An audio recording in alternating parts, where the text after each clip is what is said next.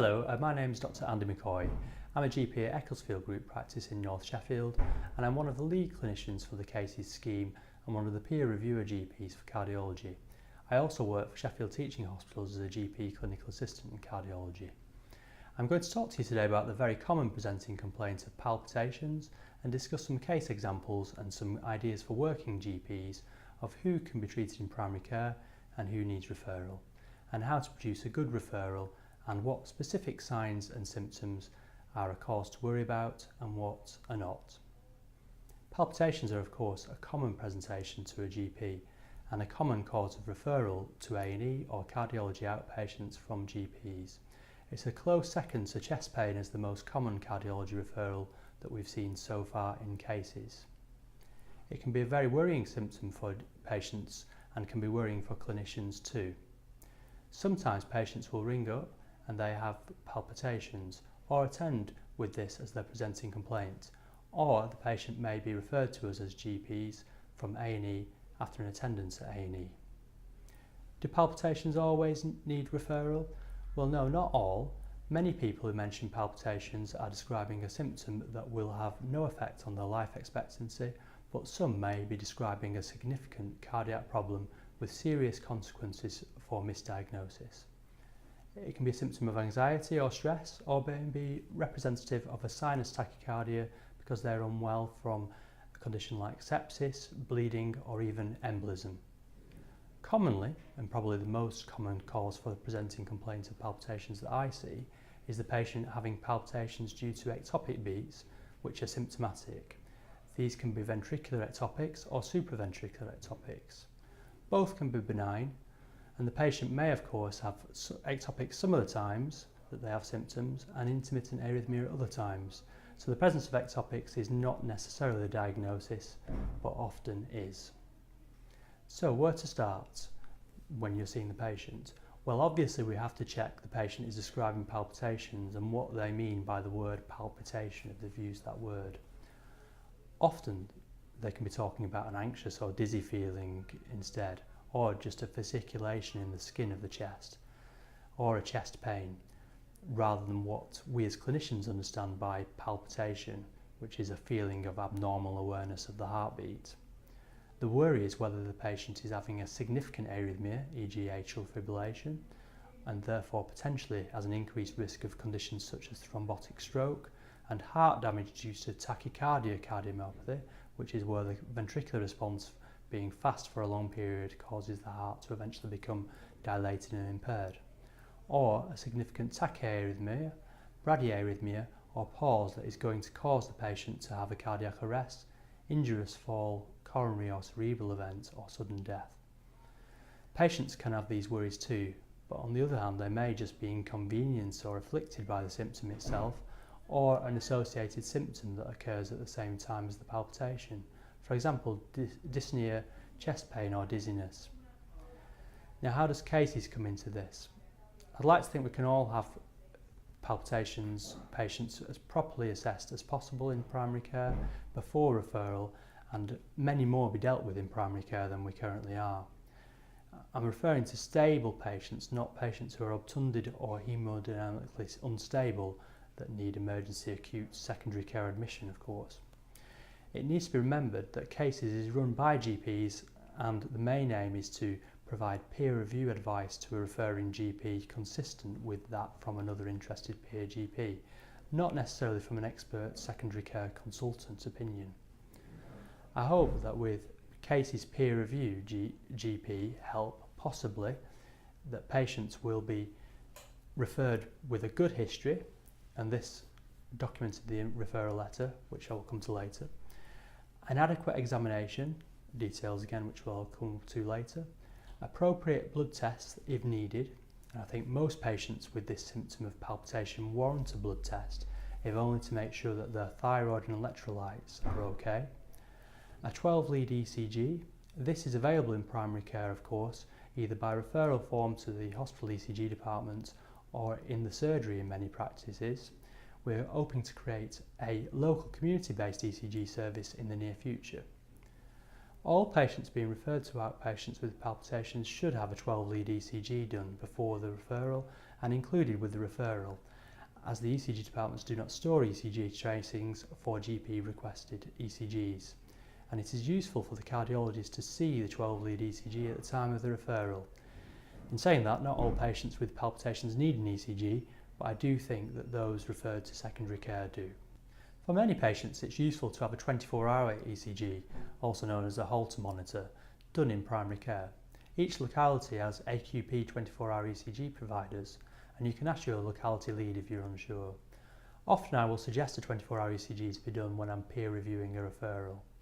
The advantage of a thorough referral letter is that the peer review GP can often recommend other avenues of treatment or investigation other than secondary care referral, and if referral is needed, then the patient will be seen in the right clinic with as fewer journeys to hospital as possible, or allow the secondary care consultant who grades the letter to decide if the patient needs urgent or soon or routine assessment, or to triage the patient into the correct subspecialty clinic, and to book any tests before they see them in clinic, for example a longer monitor or echocardiogram.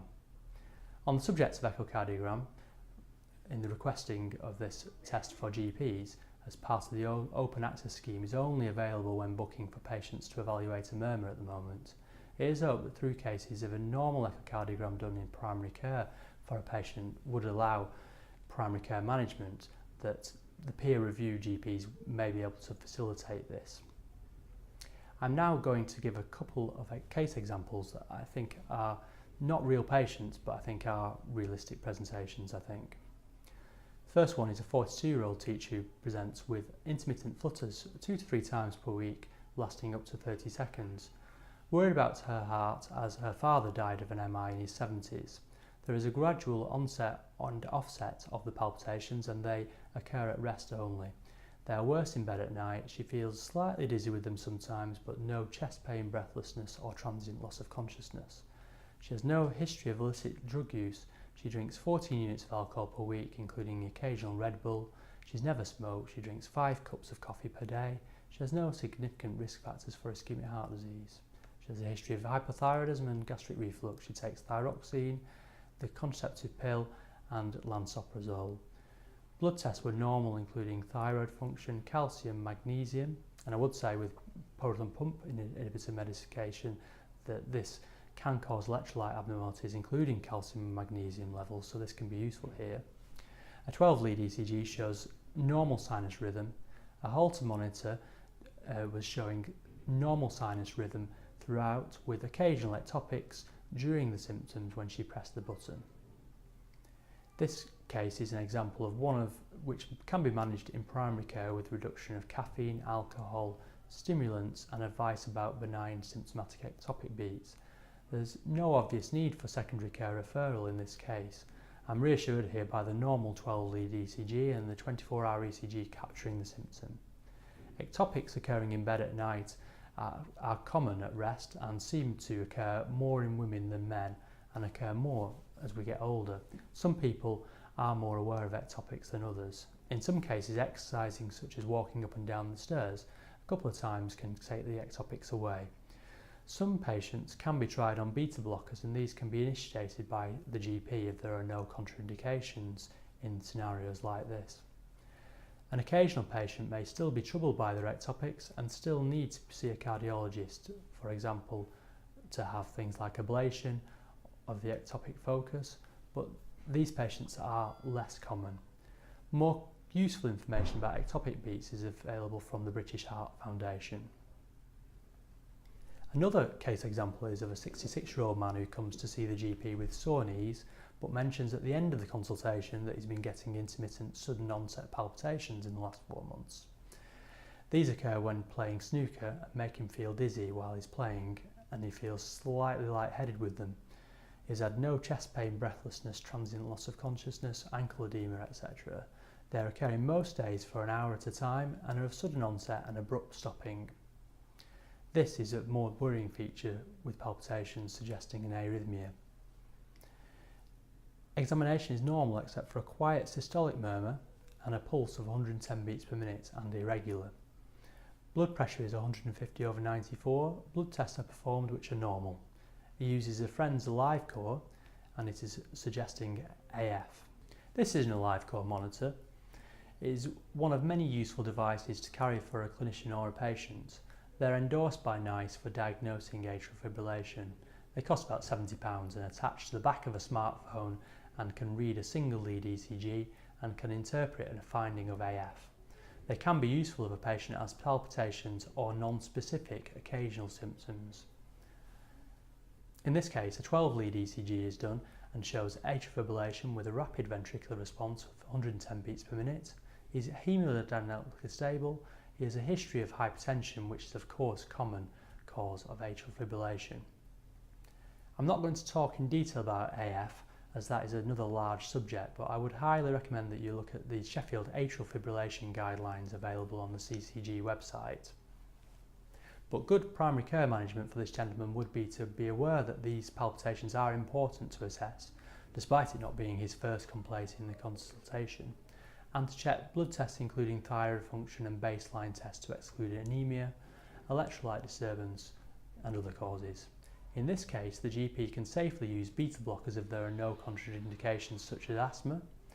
It is necessary to calculate the CHADS2 VASC score and HAS-BLED score and anticoagulate with a choice of warfarin or direct oral anticoagulant if there's no contraindication, referring to the Sheffield AF guidelines.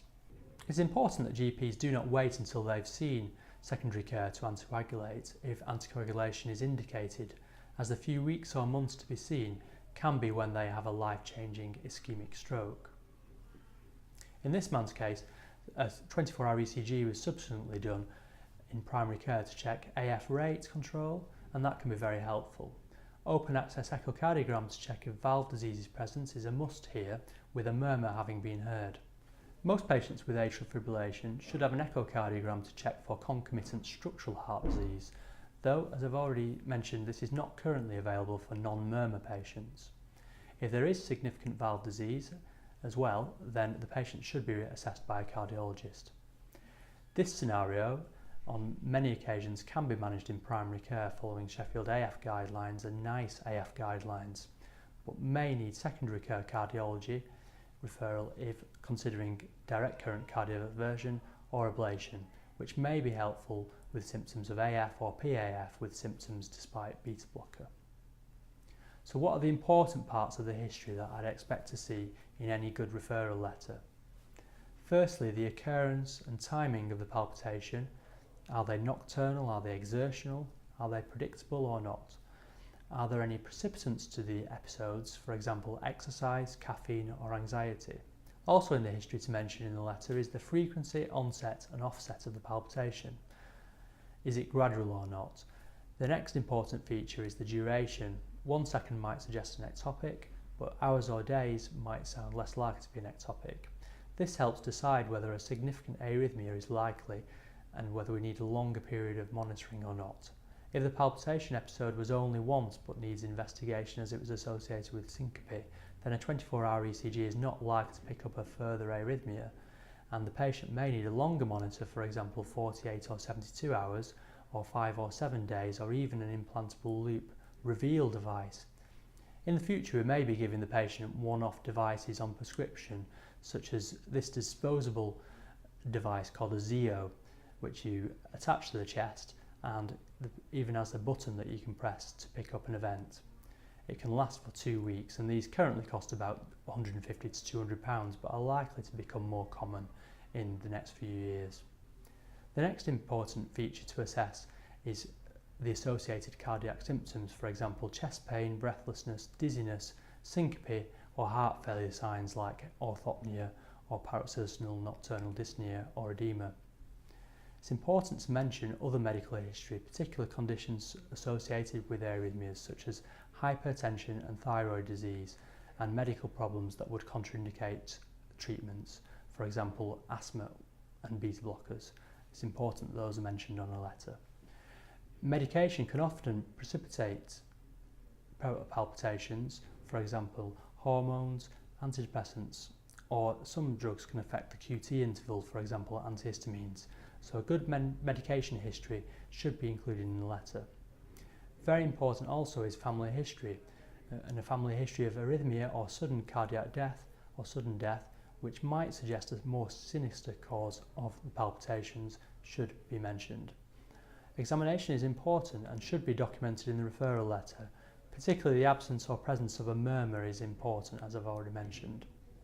So what are the essential primary care tests? Well, blood tests, as I've said, should include full blood count unis, LFTs, thyroid function, glucose or HbA1c, calcium, possibly magnesium, and also consider an NT-pro natriuretic peptide testing and following the heart failure pathway if heart failure symptoms or sign are coexistent. A 12-lead ECG is important to look for signs of previous heart damage, for example Q waves, or signs of accessory pathways or signs of conduction disease, such as axis deviation, bundle branch block, and other things like that. 24-hour ECG, as I've said, is available in primary care. In most cases of palpitations, it's important to check a 24-hour ECG. There might be some patients who are obviously saying they're getting occasional benign ectopics, and on the history we can advise them. But for many, a 24-hour ECG is needed. If a 24-hour ECG is normal, but the patient's symptom didn't occur in that period, then it may be necessary to refer for a longer monitor. This is not currently available by direct access to GPs. A totally normal 24-hour ECG with not even a single ectopic in the 24-hour period does increase the likelihood of a non-significant cause of the palpitations. If ectopics are seen, then this may be the cause, and clinical correlation with looking at the exact time is important. It's important to look at the actual tracings as well on a 24-hour ECG to check some of the abnormalities are not just due to artifact. A difficult question is whether some abnormal findings are significant or not. For example, on the report, how many ectopics are too many, and is bigeminy, trigeminy, couplets, triplets or runs important? This question needs to be looked at on an individual basis, but the more of those things, the higher the likelihood of a significant problem, and so as GPs it is okay to refer to get advice from a peer-reviewed GP or consultant. Too many ectopics, some would say more than 1,000 per day, but opinion varies, may be linked with cardiomyopathy, for example hypertrophic cardiomyopathy or dilated cardiomyopathy, or conditions such as arrhythmogenic right ventricular cardiomyopathy, so it is fine to seek advice in these situations. An echocardiogram, as I've said, I would request an open access echocardiogram for all patients with palpitations who also have a murmur and who haven't had an echocardiogram recently. I would not recommend referring to cardiology without doing the echocardiogram, although you may want to do the echocardiogram and send it on to the consultant after you've done the referral in some cases. If referring to secondary care cardiology, it is essential that these results are enclosed with the referral or forwarded on, as it's not always possible to see primary care requested results in outpatients even if they're performed in hospital, and this could lead to unnecessary patient delay and repeating of a test, which we want to avoid. Secondary care referrals might be needed if there's intolerance to medication or difficulty with rate or rhythm control despite therapy, or in active symptomatic patients, invasive intervention may be more appropriate. Red flag symptoms are important to look out for as well. Patients who are hemodynamically compromised by suspected arrhythmia, for example low blood pressure or feeling as if they're going to pass out or passing out, should have immediate assessment in hospital in the emergency department. Patients who have arrhythmia or suspected arrhythmia with associated possible angina or heart failure or syncope should definitely be referred for secondary care assessment. Also, patients with evidence of ventricular arrhythmias such as VT or accessory pathways including Wolff-Parkinson-White should be referred to secondary care. WPW is usually seen by pre-excitation when in sinus rhythm on the ECG. That's illustrated by a delta wave after the P wave and a short PR interval. Of course, as often happens, there are other factors that make a history require a referral, and one should not be afraid to refer if necessary, but if possible it is helpful to do some of the other tests first. Other useful information is also available at arrhythmiaalliance.org. If you need any further information, then please contact myself at andymccoy@nhs.net or the other cardiology peer review GPs, Charles Heatley and Annie Majoka.